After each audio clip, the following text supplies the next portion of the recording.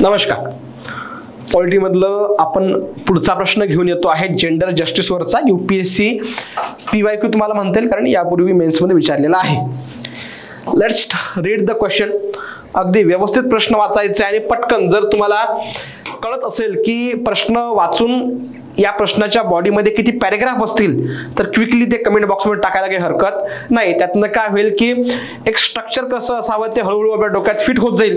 त्याचा फायदा आपल्याला अभ्यास करतेच पुढे होईल. पुढे बघा.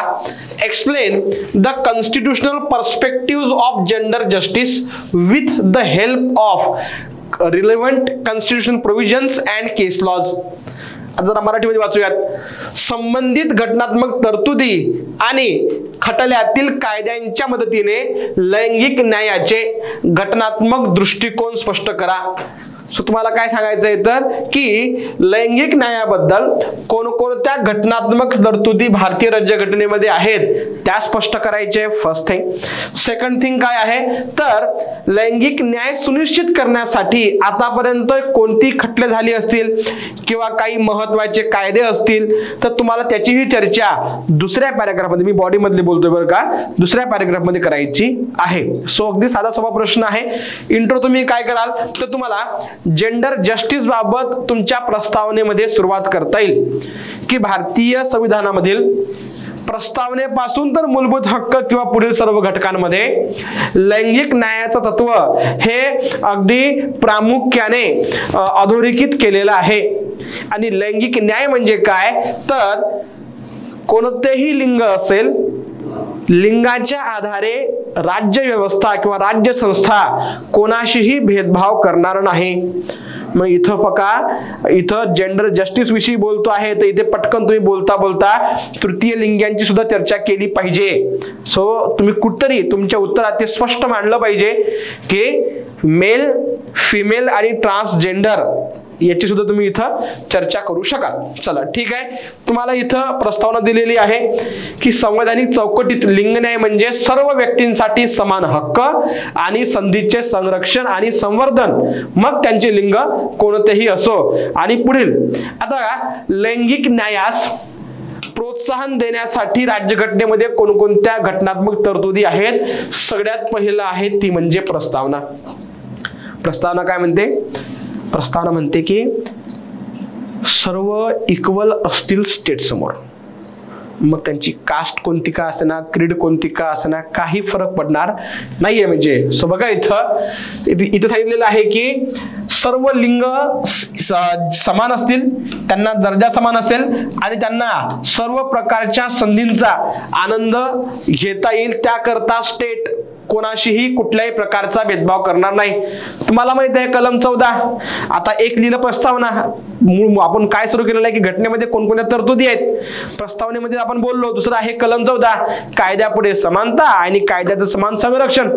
तर कायद्यापुढे समानतेमध्ये प्रत्येक इक्वली कोण असतील तर महिला असो, पुरुष असो, ट्रान्सजेंडर असो, वयोवृद्ध असो, कोणी का असेना फरक असणार नाही. आणि कायद्याच्या समान संरक्षण ही जी आपण अमेरिकेकडनं घेतलेली तरतूद आहे याच्यामध्ये सांगितलेलं आहे की जो व्यक्ती तसा असेल त्या पद्धतीनं कायदा काही प्रमाणात त्याकरता मोल्ड केल्या जाऊ शकतो. कलम 15(1) धर्म, वंश, जात, लिंग किंवा जन्मस्थान या आधारे राज्य संस्था त्यांच्याशी भेदभाव करणार नाही.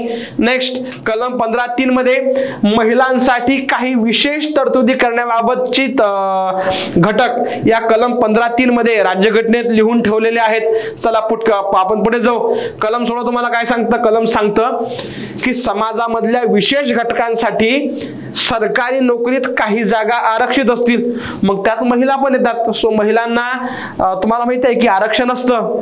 जसं मध्य प्रदेश सरकारनं रिसेंटली कायदा बनवलाय की त्यांच्या राज्यामध्ये 35% सरकारी नोकऱ्या ह्या महिलांसाठी राखीव असतील. ठीक आहे. पुढे कलम 14 की कोणत्याही कायद्याने कोणत्याही व्यक्तीचं वैयक्तिक स्वातंत्र्य हिरावून घेतलं जाणार नाही. आणि मग खास करून महिलांबाबत अशा चुकीच्या प्रथा राहिलेल्या आहेत की ज्यामुळं त्यांचं व्यक्तिगत हित कोणीही विचारात घेत नाही. त्यांच्यावर इतरांचं म्हणणं किंवा सोसायटीचं म्हणणं हे लादलं जातं. सो तुम्हाला कलम 21 त्या अंगानं पाहता येईल. कलम 39A स्त्री आणि पुरुष यांना उपजीविकेचे पुरेसे साधन मिळण्याचा अधिकार मिळावा यासाठी स्टेट काम करेल. स्टेट म्हणजे राज्य संस्था. आता जेव्हा जेव्हा मी राज्य संस्था हा मुद्दा बोलतो आहे तेव्हा लक्षात घ्या की मी राज्य सरकारविषयी बोलत नाहीये, तर मी मुळातच केंद्र सरकार, राज्य सरकार, जिल्हा व्यवस्था जी कुठली असते किंवा मग ग्रामपंचायत, त्या सर्व घटकांना मी राज्य संस्था हा एकच कीवर्ड वापरतो आहे. पुढे कलम 39D पुरुष आणि महिलांना समान कामासाठी समान वेतन. यू नो दॅट, म्हणजे असं होणार नाही की महिला आणि पुरुषांना एकच कामासाठी वेगळं वेतन. आणि हे कोणी इन्शुअर केलं पाहिजे, तर हे शासन संस्थेनं इन्शुअर केलं पाहिजे की भाई स्त्री पुरुषांमध्ये कुठल्याही प्रकारची वेतन तफावत नसावी. Very good. कलम 42 हा म्हणजे हे कलम राज्याला न्याय्य आणि मानवीय कामकाजाची परिस्थिती प्रत्येक ठिकाणी असेल, सोबतच महिलांना मातृत्व रजा मिळेल याची खात्री करण्याचे अधिकार देतो. कलम 51AE आता तुम्हाला माहिती आहे हे तुमचं मूलभूत कर्तव्य आहे.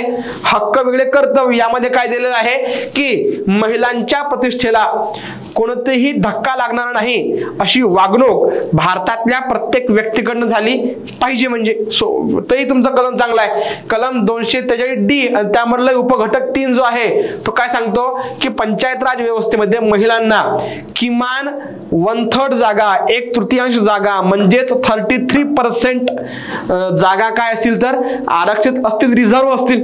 महाराष्ट्रामध्ये ते 50% तुम्हाला माहिती आहे, सांगायची गरज नाही. म्हणजे ठीक आहे. सो तुम्ही हे सर्व मुद्दे लिहिले पाहिजे की भारतीय राज्यघटनेमध्ये लैंगिक न्याय प्रस्थापित करण्यासाठी कोणकोणत्या मुद्द्यांचा समावेश करण्यात आलेला आहे. चला पुढे क्विक नेक्स्ट. आता आपण पाहूयात की लैंगिक न्यायासंबंधी कोणते महत्वाचे कायदे किंवा खटले यापूर्वी चर्चेमध्ये होतं. पहिला आहे विशाखा विरुद्ध राजस्थान राज्य.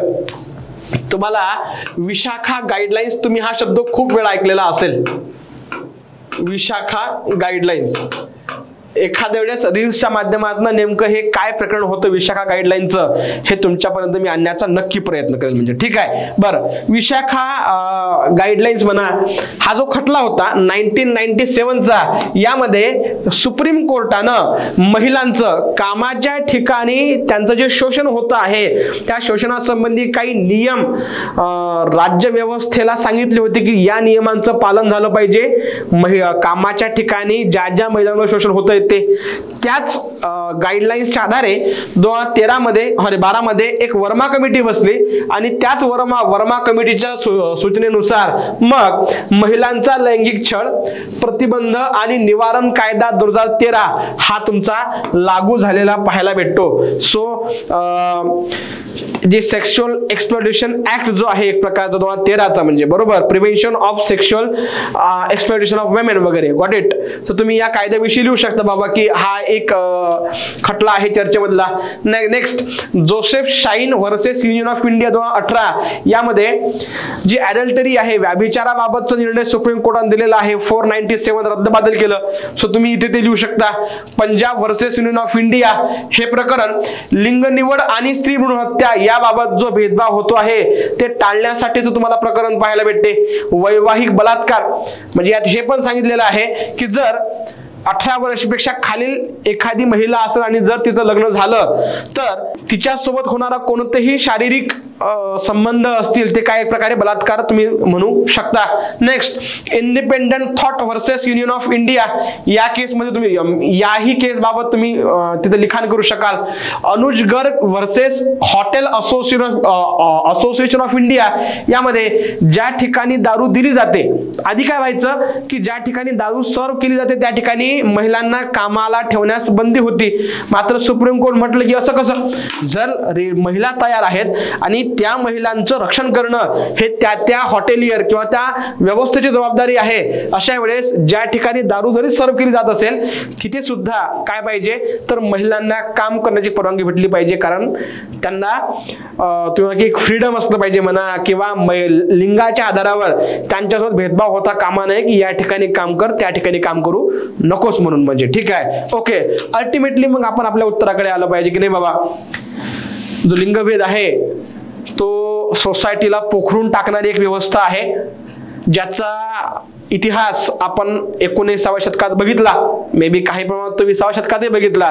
सो 21व्या शतकात जेव्हा नवीन आर्थिक रचना तयार होते आहे, अशा वेळेस स्त्री पुरुष समानता साध्य करणं हे अत्यंत महत्त्वाचं. याकरता भारतीय राज्यघटनेमधल्या विविध कलमांची अगदी योग्यपणे अंमलबजावणी व्हावी याकरता राज्य संस्थेनं काळजी घेतली पाहिजे, ज्यामुळे स्त्री पुरुष समानता समाजात प्रस्थापित करणं हे शक्य होईल. आणि असं बोलून आपलं उत्तर फिनिश करायचं. सो भेटूयात पुढच्या प्रश्नामध्ये नवीन डिस्कशन सोबत. तोपर्यंत खूप खूप धन्यवाद.